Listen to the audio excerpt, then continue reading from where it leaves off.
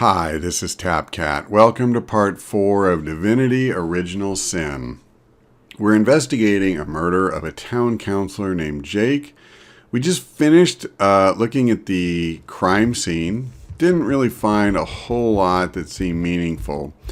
So what we're going to do is try talking to people in the bar, like specifically the bartender or anybody else that seems likely to know something.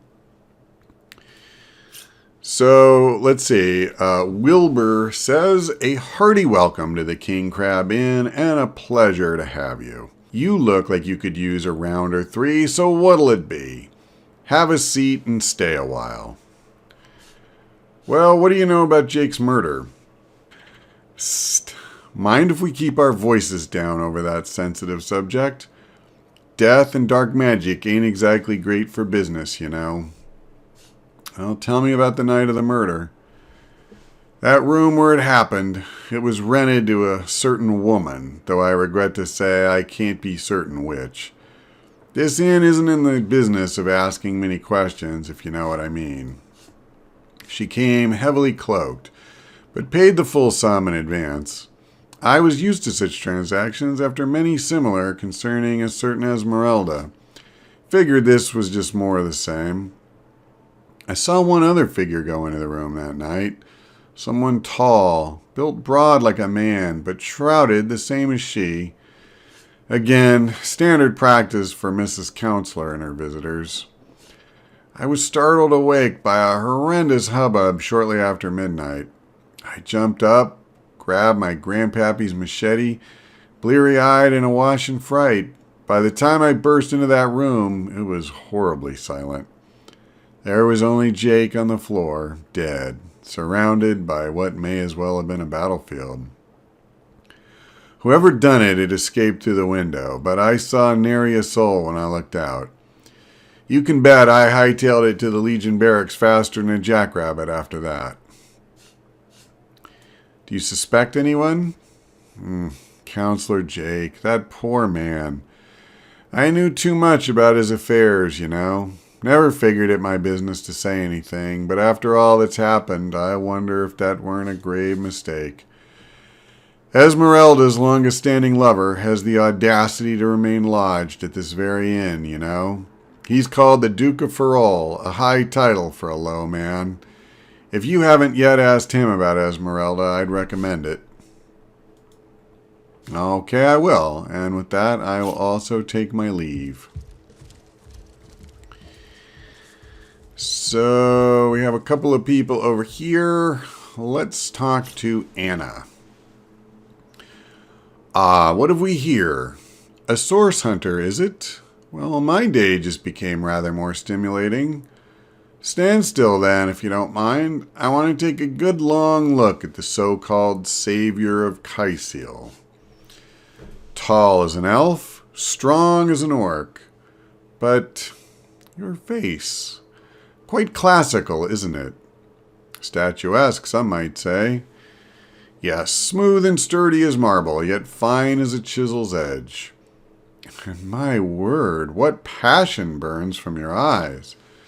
Forgive my being forward, but I dare say, can it be? You're exactly the person I've been searching for." "You've been searching for someone?" "That I have, for nearly a lifetime, it seems. I'm sure you must know what I mean. Like existence itself lacked a significant component? Like if you could only fill a certain void, would connect with the right body, the right spirit. Together you could uncover new and thrilling vistas? I believe I've found that component, that body, that spirit within you. Source Hunter, come. If ever we're to be united, we must truly entwine our fates. We must link our causes forevermore. Yes, you must join the Fabulous Five right away, as soon as time permits. Together, as a team, we'll explore the boundless realm before us. We'll uncover fate, inch by inch." Well, I'm not sure it's fate that she wants to uncover inch by inch, but I think I have had my fill of her and her crazy, fabulous 5 nonsense. And we're going to go talk to the waitress. A source hunter? I'd like to report some dark magic. Only tainted hearts could tip as miserably as this lot. Were you here the night of Jake's murder?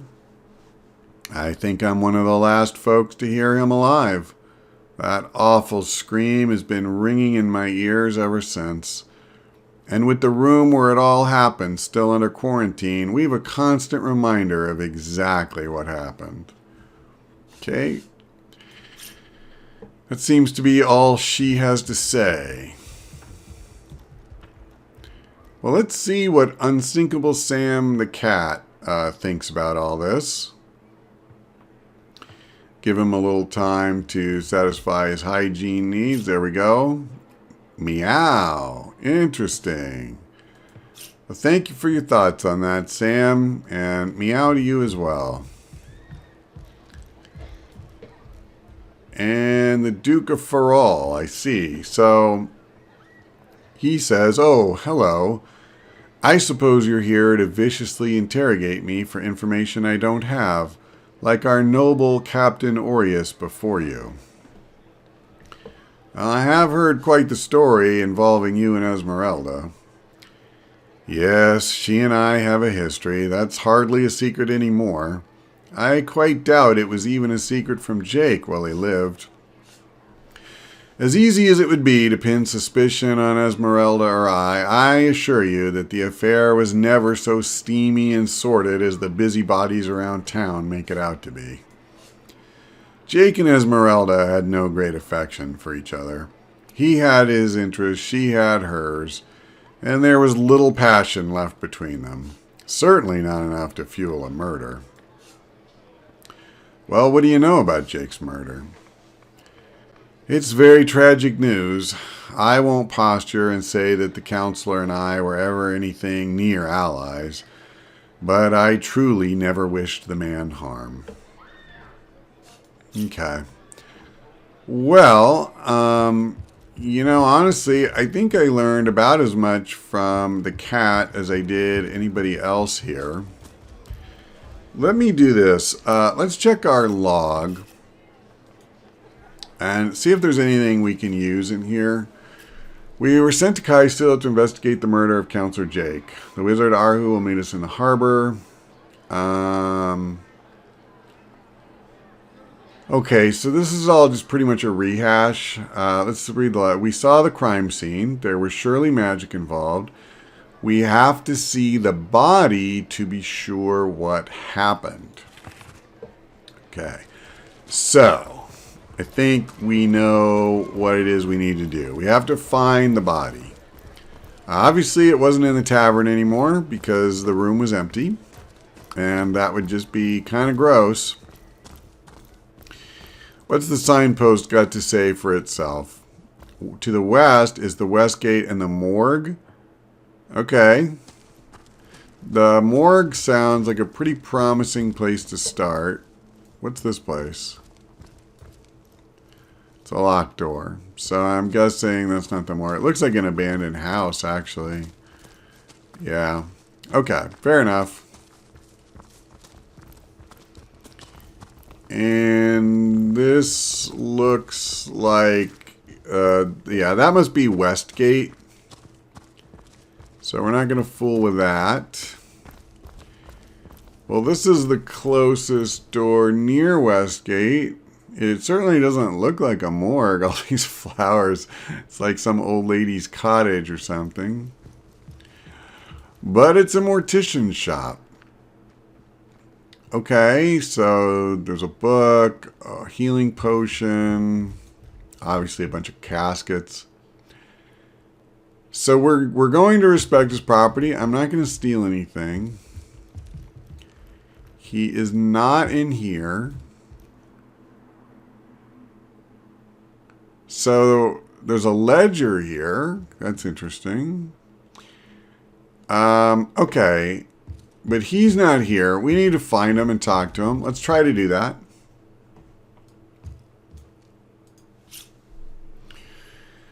So what's the bad news? More orcs rampaging through the docks? Or have those infernal statues send another soul flying to his death? Well, I don't know about any of that, but what can you tell me about Jake's murder? Sad story that, though if I'm speaking plainly, the sentimental aspect of it all doesn't make much of an impression on an undertaker. Especially not these days with so many laid low by the orcs and such like. I just concern myself with giving the remains a respectable exit from life. We set him to rest in the northern graveyard. Perhaps he can finally get a little peace. What about the body? Well, what about it? Didn't I just say we gave it a respectable send-off? Why are you giving me the third degree? Now, if you don't mind, I'm trying to run a business here. I would say that reaction was rather out of proportion for what we were just talking about. Let me go to the door here. So this is just like his living quarters. Okay, well, let's do this. Let's go to the graveyard. I don't know if I want to like actually like dig up a grave. So we know it's not to our left. Let's try to our right. I was kind of curious to see see if we can find anything. This looks like it's the way out, going to the left. Well, this is a headstone. Yeah, okay. We're good. Is this Jake? No. Well, if it is, I can't do anything about it. Here lies Jacques, the oldest man in Kaisil. Get off my grave, you whippersnapper. That's pretty good, actually.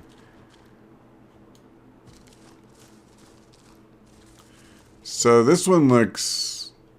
Well, actually, it looks more than freshly dug. It looks like they did a crap job. Here lies Jake. Please do not disturb. The dog says, woof, woof. It seems like he's eager to tell me something. I'm listening. Unfortunately, Murphy only seems to have the one line of dialogue. Okay, so I don't have any way of interacting with the grave.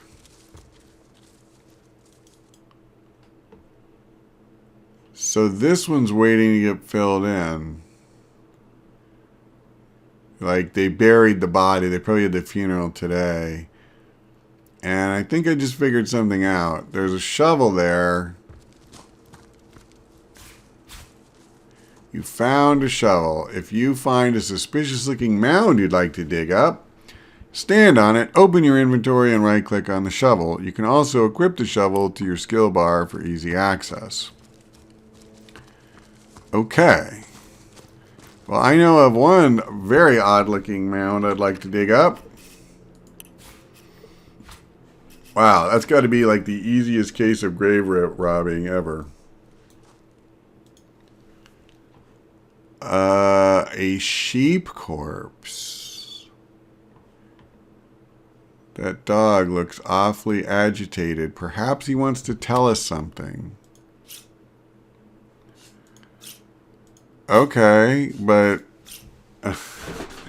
how does one get a dog to tell them something exactly? Do I give him the sheep corpse? I mean, I think that's evidence, and I probably don't have any business doing that. So, okay, well, listen, it seems pretty obvious we can go back to the mortician. Now, I just realized one thing I forgot to do when we were there, and I don't want to forget to do now, is mark the graveyard. And I should have marked the mortuary because, you know, now I have to, like, stumble my way back. from memory, which I'm not necessarily tremendously good at.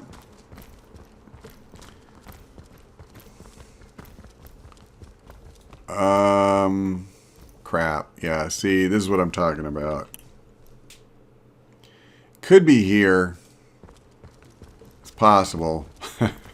It's also possible this isn't it. I actually think it is, though. Because the door is still open. Yep. Okay, so before I forget, let's do this right now.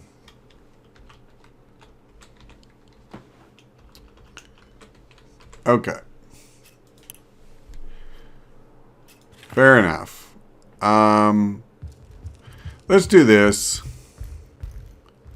I mean, this guy's dirty, so I want to see if there's any information here. Okay. Right click. Okay. Furthermore, I find it impossible that any but Mayor Cecil, Captain Aureus, Evelyn, or Esmeralda would have been able to gain access to the body without my noticing. A corpse can't just vanish into thin air. And even if it could, it's not as though a strong wind could blow a sack of gold onto the empty slab. No, one of them must have been involved. But as long as no one goes digging up Jake's coffin, I don't see how the crime could ever be traced back to me. So basically, someone stole the body. They left him gold. He decided to keep the gold and bury a sheep's corpse rather than report that this happened. So he's not the one who instigated it, but he's no innocent either. About Jake's body, how do you... the ledger, is it? Fool was I to leave it in the open, or perhaps I even looked forward to being found out. Well, as you know, I have my suspects in the matter. What would you like to know? First, there's Mayor Cecil. Plenty of us shopkeepers entrust the mayor with the spare keys to our business, you know. And he's the only person in town with a second copy of the key to the mortuary.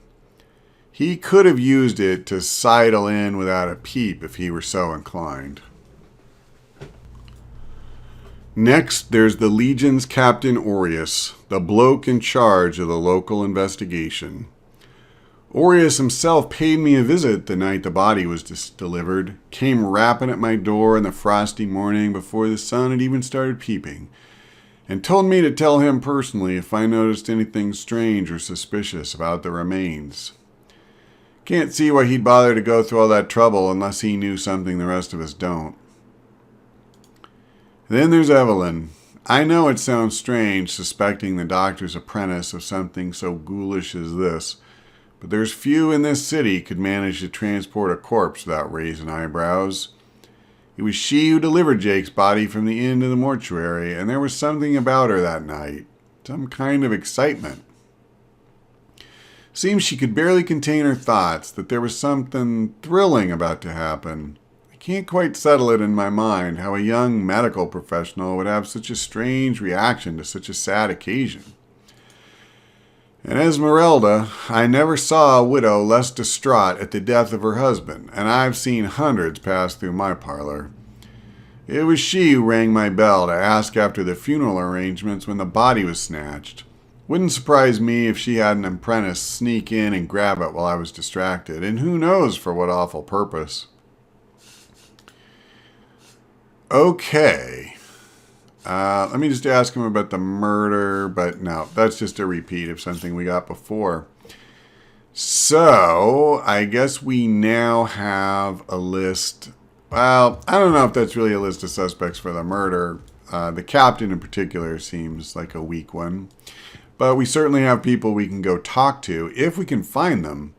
So, Captain Aureus is kind of the only one that I know how to find.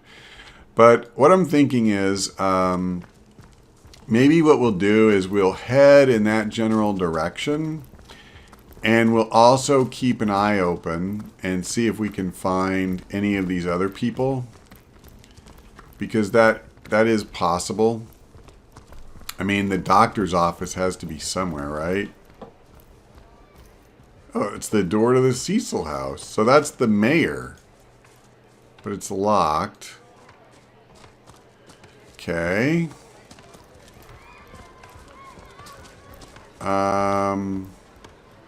This is a door.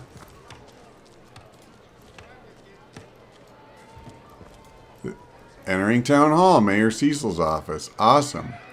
Let's see if Maxine knows anything. Meow. I wonder if she and Unseekable Sam have been conspiring to tell the same story. Okay. Here's Cecil. What?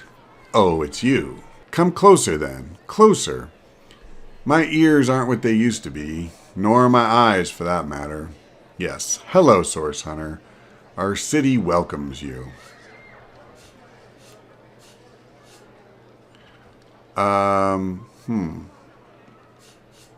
Okay, so I don't get to ask him directly about the crime. Let's start with tell me about yourself. My elf? What elf? Oh, myself. I am Cecil, mayor of Kyciel and husband of the stately Cecilia. I've been the mayor here for decades, and I'm quite eager to see Kyciel through these difficult times. Yes, very difficult times indeed. Well, tell me about the issues. What?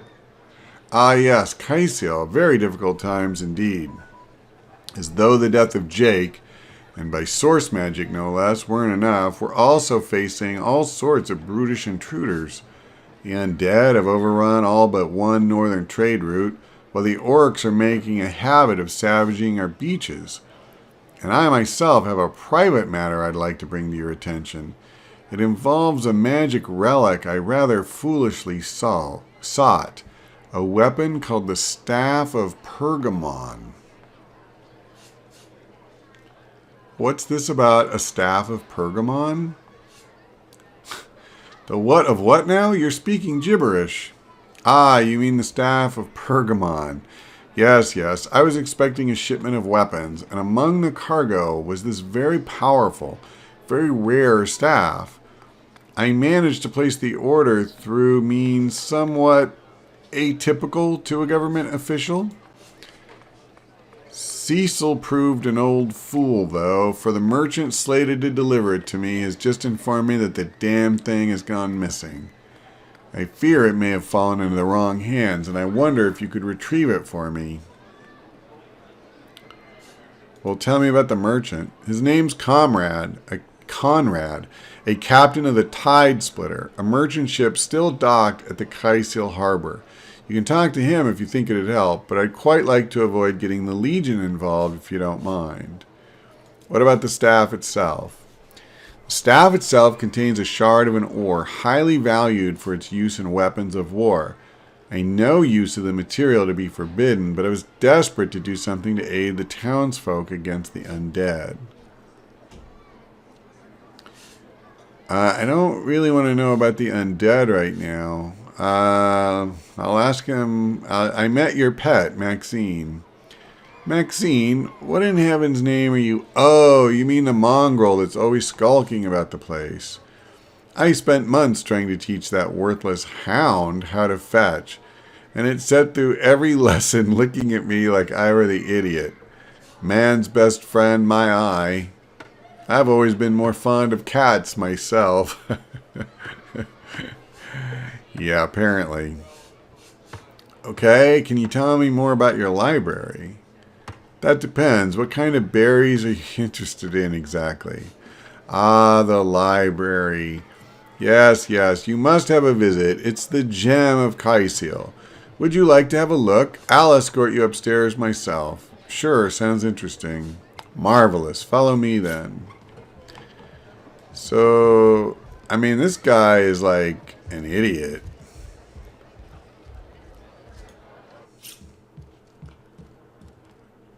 Okay. My Victoria has every volume you could possibly imagine, and she's got every speck of information about this place packed into her brilliant brain.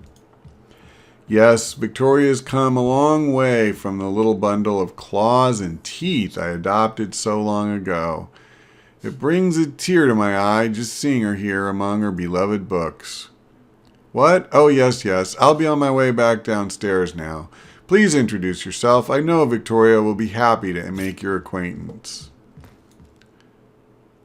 Okay, well, should be really interesting to meet Victoria. I'm not quite sure what she is, but we'll do that next time. So thank you for watching. I hope we see you then.